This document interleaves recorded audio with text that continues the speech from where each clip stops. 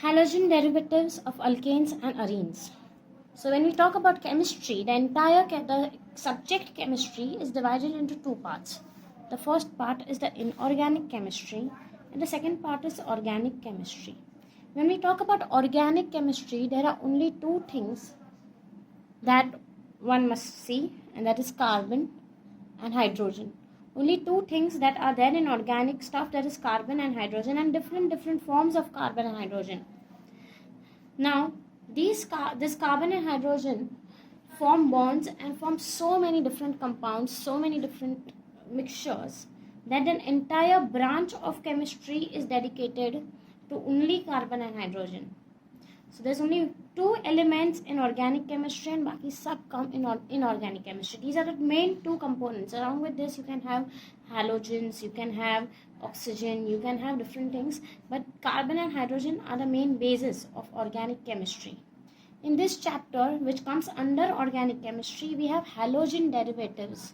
Halogen derivatives, what do we mean by halogen derivatives is when any halogen is attached to my organic compound. Any halogen is attached to my carbon and hydrogen compound.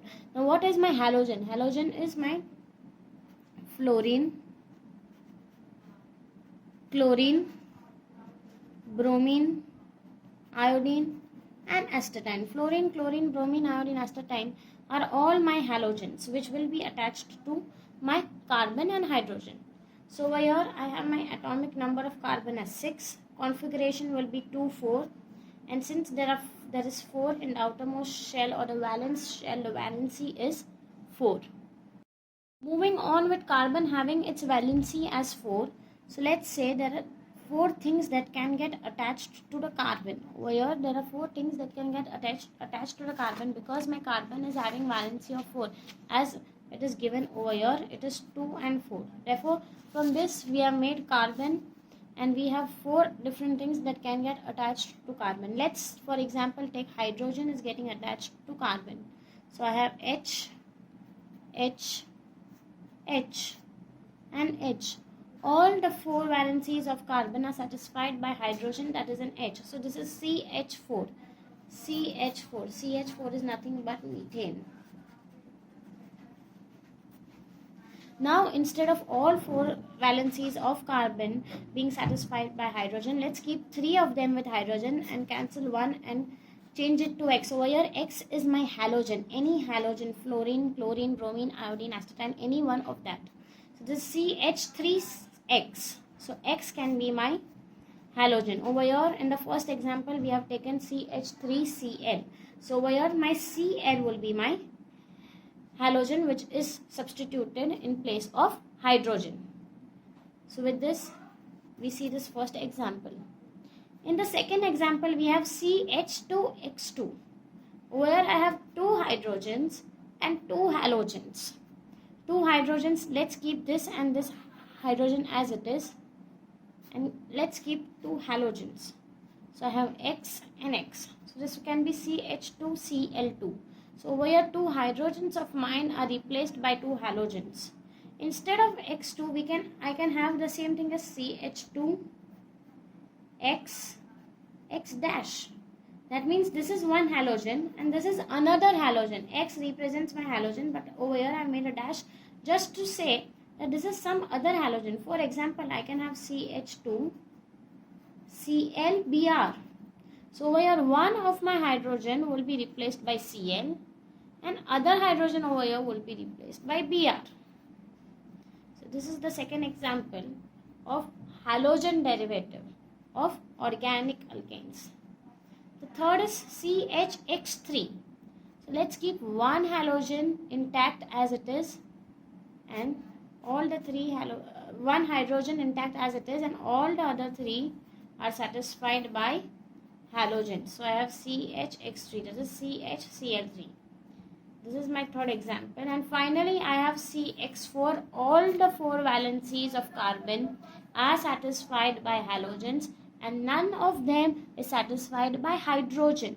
So this is CX4 and the example over here is CCl4.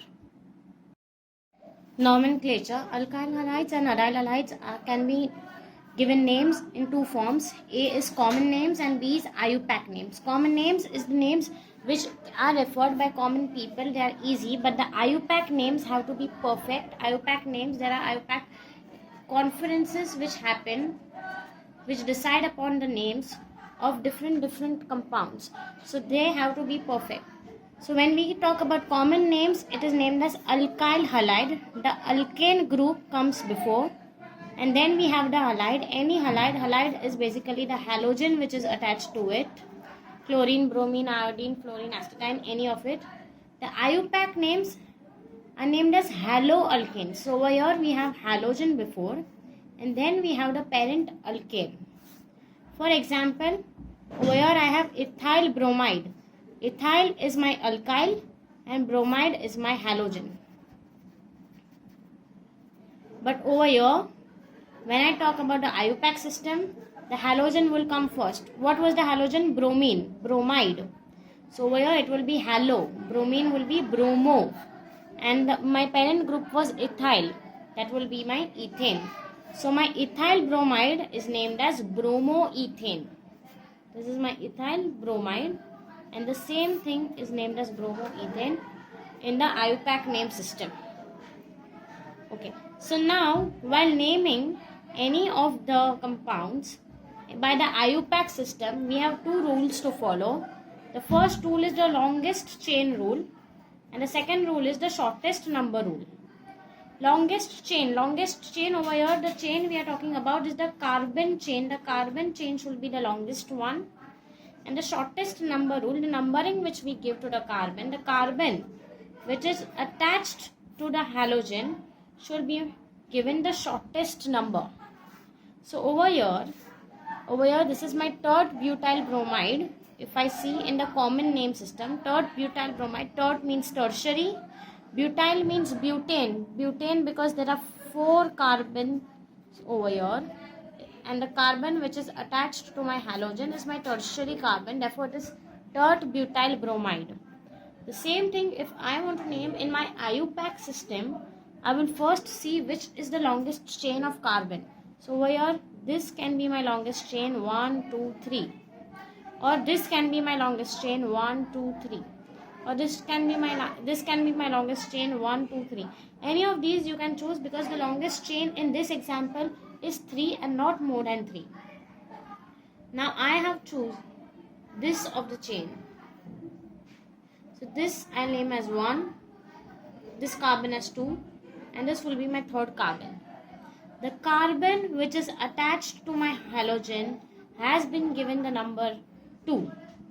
So my halogen is attached to a carbon which is 2. So this will be my 2-bromo, 2-methyl-propane, because this second carbon has bromo to it. This second carbon has methyl to it. So it will be 2-bromo, 2-methyl-propane. This is how we name the IUPAC names of halogen derivatives of alkanes and arenes. 2 rules to be followed: longest chain rule, B shortest number rule. Haloalkane is how we write it, and in common name we write it as alkyl halide. Classification of alkyl halides or aryl halides. So here we classify them as, number 1 is monohalogen derivatives and number 2 is polyhalogen derivatives. Monohalogen, as the name suggests, mono means one, halogen means the halogens that we have. So over here there will be only one halogen attached to the alkyl group or the aryl group, and poly, over here poly means many, and halogens means the halogen. Over here means, this means that many halogens will be attached to the alkyl or the aryl derivatives. Many in the sense more than 1, 2, 3 or 4. First we'll have a look at the monohalogen derivatives. Over here monohalogen derivatives. Over here I have 3 hydrogens and 1 halogen. So if this is my C, which has the valency of 4, in that all the 3 will be hydrogen and 1 will be my halogen. This is my monohalogen derivatives. We'll have a look with an example. Number 1 is methyl chloride. So I have C, H, H, H dash. This is my methyl group. So over here my C is attached to 3 hydrogens, and over here it is attached to 1 halogen. Methyl chloride is an example of monohalogen derivative. Ethyl chloride has two carbons, or both the carbons are attached to hydrogens having one vacant space. In this vacant space I can have any halogen of mine, chloride, bromide, iodide, anything. So over here I have CH3, this is CH3, CH and X. Ethyl chloride, another classic example of monohalogen derivatives. Moving on to polyhalogen derivatives. Polyhalogen, as the name says, more than one. It can be 2, 3 or 4. First I have dihalogen derivatives. In polyhalogen derivatives, the first category is dihalogen derivatives. Di means 2. This means that there will be 2 halogens attached to the carbon. So there will be 4 valencies, 4 vacancies for the carbon. 2 will be halogens as it is suggested. So other 2 will become hydrogens. A carbon which has 2 hydrogens and 2 halogens will be my dihalogen derivative. For example, I have CH2Cl2. So over here this is my carbon which is attached with 2 hydrogens and 2 halogen, that is 2 chlorine. Methylene dichloride. This is ethylene dichloride, in which I have 2 carbons attached to hydrogens, and over here I have 2 chlorines. Both of these are examples of my dihalogen derivatives. Trihalogen derivatives. In trihalogen derivatives, I have 3 halogens attached to a carbon. So if this is my carbon with the valency of 4, there are vacancies for 4 things to get attached over here. 3 of them will be my halogens and 1 of them will be my hydrogen. So this is my trihalogen derivative. Chloroform, CHCl3, ClClCl, 3 chlorine and 1 hydrogen.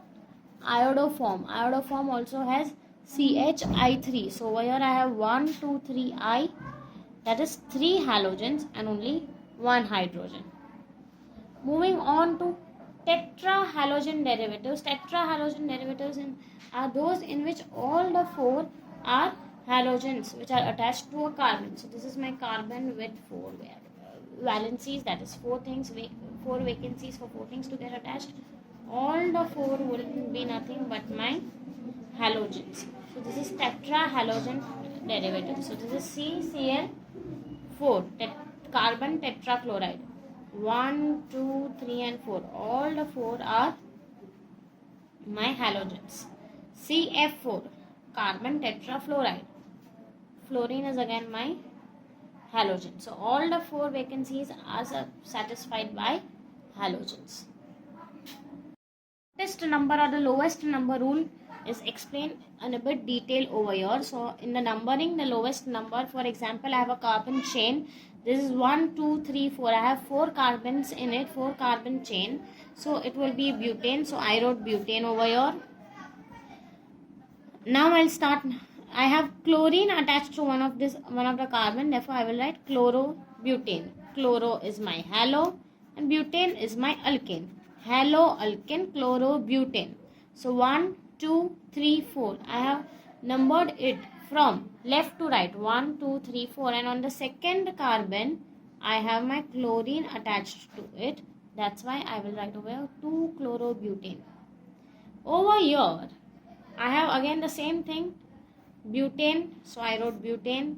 There was chlorine attached to it. Therefore, chlorobutane. So this became my halo. This became my alkane. Halo, alkane, chlorobutane. But in this case, then I started my numbering from right to left instead of left to right. So over here this is 1, 2 and over here I have 3. So the carbon which is attached to my halogen is my third carbon. So over here I will write 3-chlorobutane. The compound is same. The structural formula on both the ends is the same. But over here it is 2-chlorobutane and over here I get my alpac name as 3-chlorobutane. So from the numbering rule, we have the lowest number will be considered. Over here I have 2 and over here I have 3. The lowest is 2. Therefore 2 will be considered and not 3. So First thing we should take into consideration is the longest chain. On both the cases, there is only one longest chain which has 4 carbons. And the second thing we need to take into consideration is the numbering. So over here 2-chlorobutane will be my correct way of writing the IUPAC name. Preparation of alkyl halides.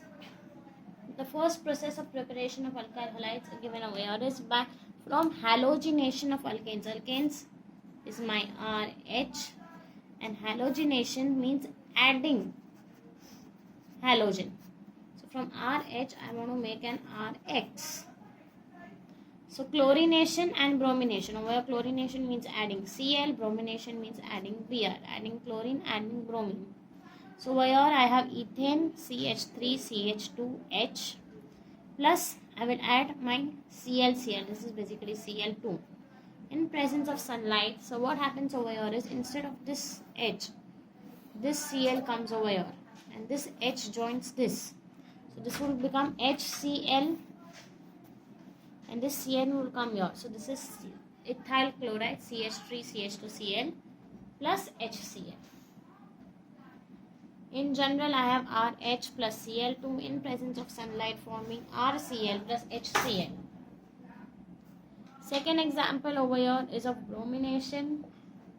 Over here I have CH3H, that is methane, plus BrBr in front of anhydride AlBr3 forming methyl bromide CH3Br plus HBr. Over here again this will form an HBr. This will come in place of H. So this will be my methyl bromide plus HBr. RH plus Br2 in the presence of anhydride AlBr3 will form RBr plus HBr. Over here we'll see what we did in the previous page, that is CH4. I had all the 4 hydrogens of a C. All 4 valencies of C were satisfied by hydrogens.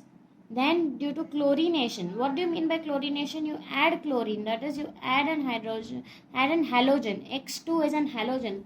In place of X I will add Cl2. So chlorination simply means adding chlorine in suitable conditions. So I have added Cl2. So now this will become CH3Cl. So one of my H will go and will be replaced by Cl. If I'll add excess of it, what do you mean by excess of it? More than what was added in the first step. If I add a little more of it, another H will go and another Cl will come. So CH2Cl2. This is CH2Cl2. If I add again more of it, the third H will go and it will be replaced by Cl. Therefore it will be CHCl3. And over here in the last step, all the 4 H's of mine have gone and it has become CCl4. This happens due to chlorination. Chlorination simply means addition of chlorine or addition of an halogen which is needed. So the generalized equation over here will be RH. Over here R is my aliphatic or aromatic hydrocarbon which is attached with an H. Over here I have added X2. X2 is nothing but my halogen. So what will I get? Instead of my H, I will get my X. This is my alkyl halide. This is my alkyl. That is my aliphatic or aromatic hydrocarbon which is attached to an halide. Halide is my halogen. So this is alkyl halide or aryl halide.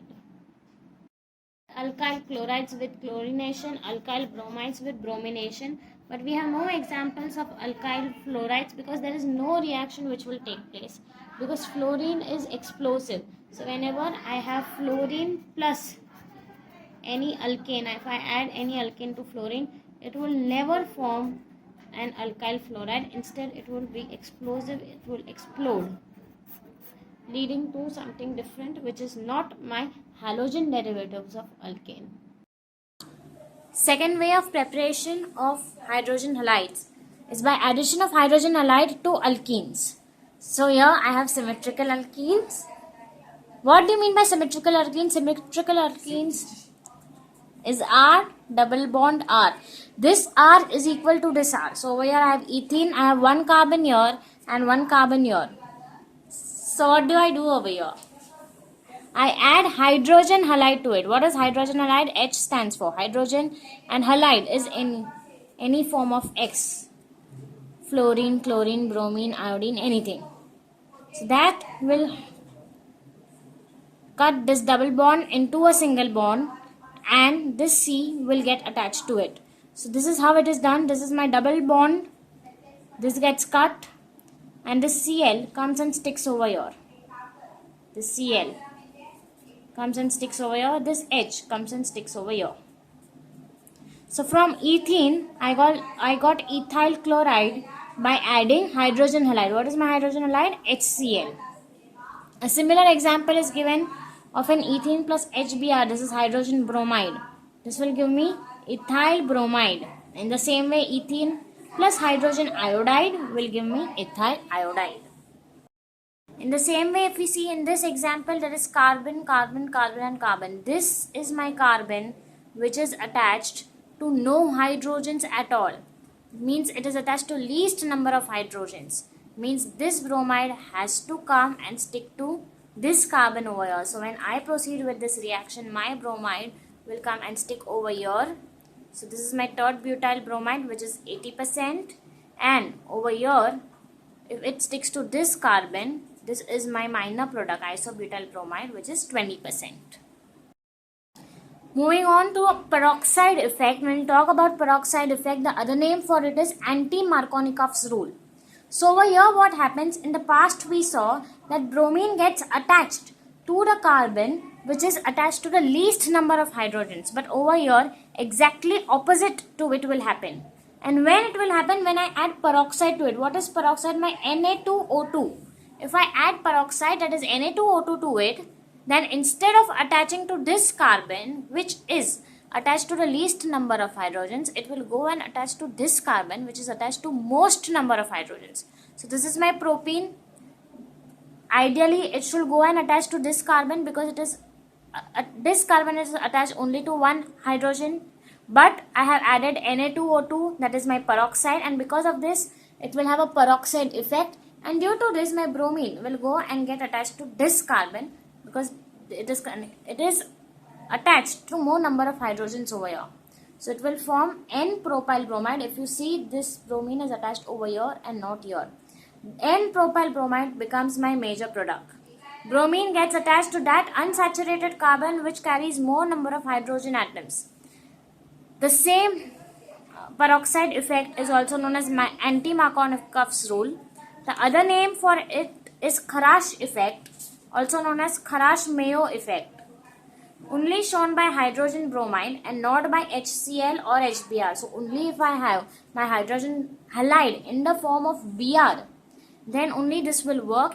HCl or HI will not work on it. Formation of alkyl halides from alcohol. So I have this ROH group. I have to replace this OH group by an dash X group. So if this comes, this is my alcohol. But this becomes my alkyl halide. So reaction with hydrogen halides, over here I have ethyl alcohol C2H5-OH. This is my HCl. This bond breaks. Cl comes over here. C2H5Cl. And this OH is remaining. This H is remaining. So this will be H2O plus H2O. The same is elaborated over here. You can see this. This has broken. Cl has come over here. And this goes here forming H2O. Similarly, it is shown over here. For HCl, we will be using ZnCl2 as the reagent and we will have some amount of heat. In alkyl bromide, we will have HBr, and for the reagent, we will be using NaBr plus H2SO4 reflux. So, ethyl alcohol will be turned into ethyl bromide. The last example for this will be ethyl alcohol, again C2H5OH, this OH bond will break, plus HI, this I will go on over here. So C2H5I, ethyl iodide plus H2O. Next type of reactions are reactions with phosphorus halides. There are two types of phosphorus halides. One is phosphorus trihalide and second is pentahalides. So when I talk about phosphorus trihalides, they are PCl3, PBr3, Pi3 trihalides 3 times the halogen. PCl3 is stable, PBr3 is less stable, even Pi3 is less stable. In pentahalides, PCl5 is stable, PBr5, Pi5, all of these do not exist. Reactions with phosphorus trihalides PX3. The first one is with PCl3, therefore we have ethyl alcohol. C2H5OH plus PCl3. We'll have thrice of this because we have thrice of the halogen. We heat it, we get thrice of ethyl chloride plus H3PO3. This is the elaborated form of this thing. Over here my H3PO3 OH will get attached with phosphorus, so H3PO3, and this Cl3 will come over here, therefore I have Cl over here. We can see the similar reactions with alkyl bromides and alkyl iodides as well. So again we have ethyl alcohol 3 times because we have thrice of the halogen PBr3 plus P in presence of P plus Br2 will give me 3 times ethyl bromide CH3 CH2 bromide plus H3PO3.